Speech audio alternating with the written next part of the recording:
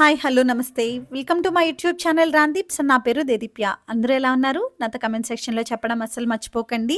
Day 5 in Andaman. మేము నీల్ ఐలాండ్‌లో ఉన్నాము. నీల్ ఐలాండ్ నుంచి పోర్ట్ బ్లెయిర్ ఐలాండ్‌కి బ్యాక్ వెళ్తున్నాము.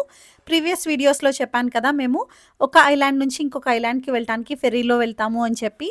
సో, మేము హావ్లాక్ టు నీల్ రావడానికి నోటికా అనే ఫెర్రీలో వచ్చాము. ఇప్పుడు మళ్ళీ పోర్ట్ బ్లెయిర్ వెళ్ళటానికి కూడా సేమ్ ఫెర్రీలోనే వెళ్తున్నామనమాట.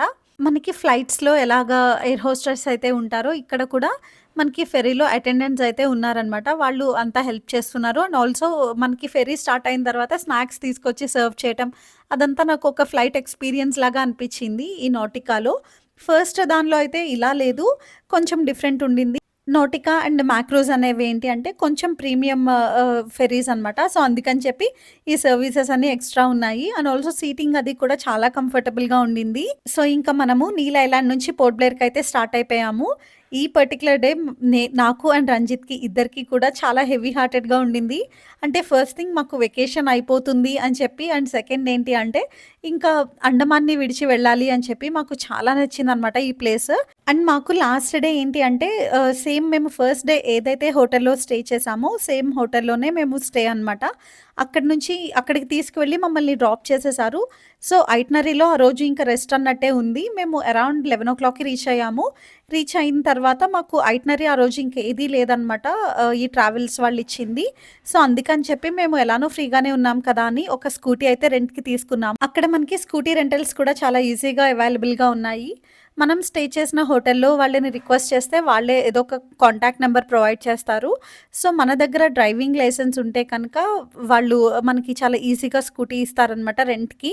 మన దగ్గరకొచ్చి వాళ్ళే డ్రాప్ చేస్తారు స్కూటీని. అండ్ ఆల్సో వాళ్ళే పిక్ చేసుకుంటారు కూడా.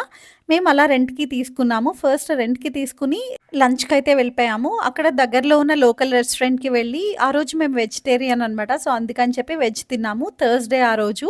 సో, ఇంకా లంచ్ అయిపోయిన తర్వాత ఇంకా షాపింగ్‌కి వెళ్ళాము.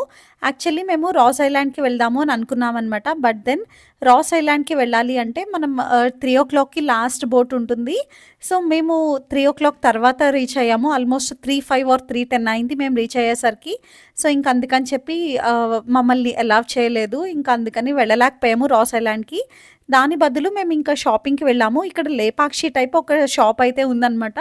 అక్కడ ఏంటి అంటే మనకి మొత్తం సీ షెల్స్ వాటన్నిటితోనూ తయారు చేసిన వస్తువులన్నీ ఉన్నాయి సేల్‌కి. జస్ట్ చూసామంతే, ఏది తీసుకోలేదు. మేము బయట నార్మల్‌గా చూసినవి దానికి కాస్ట్ అక్కడ డబుల్ అనిపించినియి. అందుకని ఏది తీసుకోలేదు. సో, ఇంక అక్కడి నుంచి మళ్ళీ మేము క్యాబిన్ కోస్ట్ బీచ్‌కి వెళ్ళాము. ఇదేంటి అంటే డిఫెన్స్ ఏరియా అనమాట. మొత్తం అంతా కూడా ఎయిర్‌పోర్ట్ వే ఉంటుంది కదా! ఎయిర్‌పోర్ట్ రన్‌వే అదంతా కూడాను మీకు కనిపిస్తుందా? ఇది రన్‌వే అనమాట. ఇది రోడ్ మీద ఉంది. అండ్ ఆ రన్‌వే పక్కనే గ్రౌండ్ కూడా ఉంది. చాలా నాకు షాకింగ్‌గా అనిపించింది. అంటే ఎయిర్‌పోర్ట్ చాలా చిన్నదనమాట. అండ్ ఇక్కడ మేమైతే ఇంకా క్యాబిన్ కోస్ట్ బీచ్‌కొచ్చేసాము. యాస్ ఐ ఆల్రెడీ టోల్డ్ కొన్ని క్లిప్స్ అయితే మిస్ అయినియి. సో, అందుకని చెప్పి నేను నా దగ్గరున్న షార్ట్స్‌కి తీసుకున్న క్లిప్స్ అన్నీ కూడా కొలాబ్ చేసి ఇక్కడ పెడుతున్నాను మీకోసం. అండ్ మేము పోర్ట్ బ్లెయిర్‌లో ఆ రోజు సరిగ్గా ప్లాన్ చేసుకోలేదు. సో, ప్లాన్ చేసుకునుంటే బాగుండేది యాక్చువల్లీ అనిపించింది. ఫస్ట్ మిస్టేక్ ఏంటి అంటే రాస్ ఐలాండ్‌కి మేము త్వరగా వెళ్ళకుండా మిస్ అయ్యామనమాట. సో, రాస్ ఐలాండ్‌కి వెళ్ళడం మిస్ అయినప్పుడే మేము చెడియా టాపు అని చెప్పి ఒక బీచ్ ఉంటుంది దగ్గరలోనే.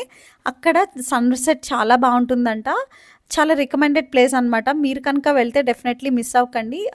ఆల్మోస్ట్ మనకి 50 కిలోమీటర్స్ వరకు ఉంటుందంట టు అండ్ ఫ్రో. సో, దానికన్నా వెళ్ళాల్సింది అని అనుకున్నాము. బట్ టైం సరిపోలేదు మాకు. సో, అందుకని చెప్పి వెళ్ళలేదనమాట.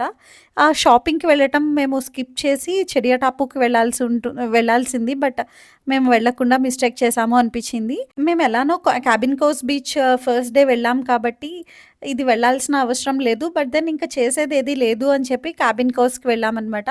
ఇంకా క్యాబిన్ కోస్ట్ నుంచి వచ్చేసేటప్పుడు మొత్తం అంతా నైట్ మార్కెట్ అది ఉంది ఇక్కడ. అండ్ ఆల్సో మనకి బీచ్ పక్కనే రోడ్డు ఉందనమాట. చూడడానికి చాలా బావుంది.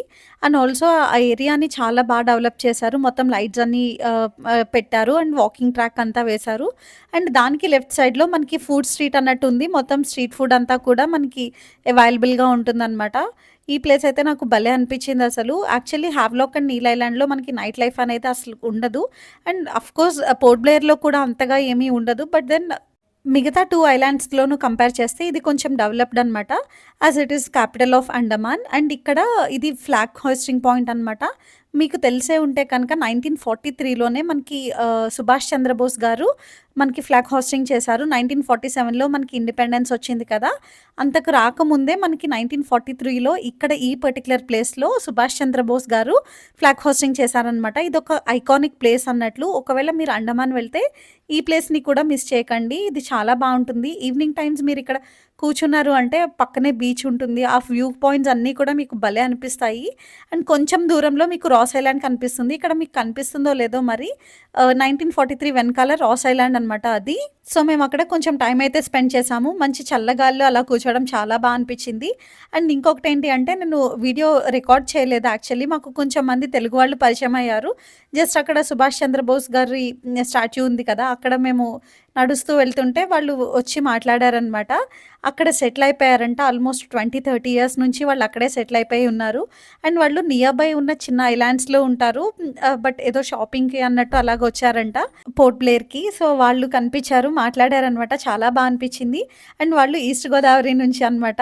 సో, ఇది ఇంకా నెక్స్ట్ డే మాకు నెక్స్ట్ డే మార్నింగ్ 8:00కి ఫ్లైట్ ఉంది. సో, అందుకని చెప్పి మేము ఆల్మోస్ట్ 5:30కే చెక్‌ఔట్ అయిపోయాము. చెక్‌ఔట్ చేసి ఇంకా వెళ్ళిపోతున్నాము. యూజువల్‌గా ఏదైనా ట్రిప్‌కి వెళ్ళినప్పుడు రావాలి అంటే వెనక్కి కొంచెం బాధగా అనిపిస్తది. But this Andaman trip it's different. చాలా మిస్ అయ్యాను నేనొచ్చేటప్పుడు అండమాన్‌ని. చాలా నచ్చిందసలు. అంటే ఇన్ టర్మ్స్ ఆఫ్ ఫుడ్ కానీ, ప్లేస్ కానీ, బీచెస్ కానీ ఏదైనా. అండ్ మోస్ట్ ఇంపార్టెంట్ ఏంటి అంటే నాకు ఎప్పటినుంచో భయమైన వాటర్. దాన్ని నా ఫియర్స్ అన్నీ తుడిపేసి స్కూబా డైవ్ చేశాను నేను. సో, నాకు చాలా మంచి మెమోరీస్ అయితే ఉన్నాయి ఇక్కడ. సో, అందుకని చెప్పి I fell in love with this place as well. అస్సలు రావాలి అని అనిపించలేదు. బట్ తప్పదు రావాలి కదా! సో, ఇంక వచ్చేసాము. ఇంకా ఫ్లైట్ కూడా బోర్డ్ అయిపోయాము. అండ్ ఇక్కడ ఇంకా మాకు లాస్ట్ వెళ్ళే ముందు ఈ బీచెస్ అన్నీ కూడా ఒకసారి చూసి అప్పుడు నేను నిద్రలోకి జారుకున్నాను. ఎప్పుడు కూడా నేను ఫ్లైట్ ఎక్కానంటే పడుకుండిపోతాను వెంటనే. బట్ దెన్ ఈ బీచెస్ వ్యూ పాయింట్స్ అవి కూడా మిస్ అవ్వకూడదు అని చెప్పి మెలకువగా ఉన్నాను. మేము ఫ్రైడే రీచ్ అయ్యాము హైదరాబాద్‌కి.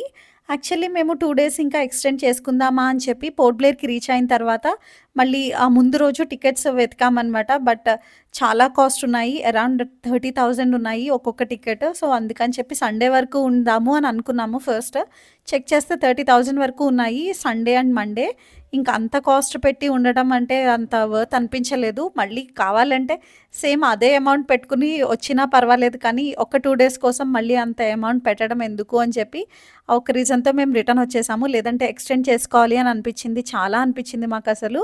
అండ్ ఇంకొకటి ఏంటి అంటే భారతాంగ్ బీచ్ అని ఉంటుందనమాట పోర్ట్ బ్లేర్ నుంచి. అక్కడ మనకి కేవ్స్ అవి ఉంటాయి భారతాంగ్‌కి వెళ్ళటానికి. అండ్ అది కొంచెం లాంగ్ ట్రావెల్ కూడా. సో, అందుకని చెప్పి మేము మా ఐటినరీలో ఇంక్లూడ్ చేయలేదు. అండ్ మెయిన్ థింగ్ ఏంటి అంటే మేము కాంటాక్ట్ చేసిన ట్రావెల్ ఏజెన్సీ వాళ్ళెవ్వరూ కూడా భారతాంగ్‌కి తీసుకువెళ్ళటానికి వాళ్ళు రెడీగా లేరు. లేకపోతే రంజిత్‌కి ఏంటి అంటే భారతాంగ్ ఎలా అయినా వెళ్ళాలి అని చాలా ఉండింది. ఎందుకంటే మనం వెళ్ళే దారిలో నికోబార్‌కి సంబంధించిన ట్రైబ్స్ అన్నీ కూడా కనిపిస్తారంట. అఫ్‌కోర్స్ మనం వాళ్ళని వీడియోస్ అయితే షూట్ చేయకూడదు. బట్ మనం వాళ్ళని చూడొచ్చనమాట. సో, అవన్నీ ఎక్స్‌పీరియన్స్ చేద్దాము అని రంజిత్ చాలా ఇంట్రెస్టెడ్ ఉన్నారు. బట్ మాకు ట్రావెల్ ఏజెన్సీ వాళ్ళెవరూ కూడా మాకు భారతాంగ్ తీసుకువెళ్ళటానికి అంతగా ఇంట్రెస్ట్ చూపించలేదు. అండ్ ఒకళ్ళో ఇద్దరు ఒప్పుకున్నారు కానీ చాలా కాస్ట్ ఎక్కువుంది. అరౌండ్ 25,000 వరకు ఎక్స్‌ట్రా కోట్ చేశారనమాట. సో, అందుకని చెప్పి మేము ఇంకా భారతాంగ్ వెళ్ళటానికి ప్లాన్ డ్రాప్ అయిపోయాము. బట్ నెక్స్ట్ టైమ్ మేము అండమాన్ విజిట్ చేస్తాం డెఫినిట్‌గా. అండ్ విజిట్ చేసినప్పుడు భారతాంగ్ కూడా వెళ్ళాలి అని డిసైడ్ అయ్యాము. ఇంకా ఫైనల్లీ హైదరాబాద్ అయితే రీచ్ అయిపోయాము. అండ్ హైదరాబాద్ రీచ్ అయిన తర్వాత ఇంటికి వెళ్తున్నాము అన్న హ్యాపీనెస్ అస్సలు లేదు. మొత్తం అంతా కూడా మాకు అండమాన్‌ని మిస్ అవుతున్నాము అనే ఫీలింగే ఎక్కువ ఉండిందనమాట. అండ్ చూసారా నా ఫేస్ ఎంత టాన్ అయిందో.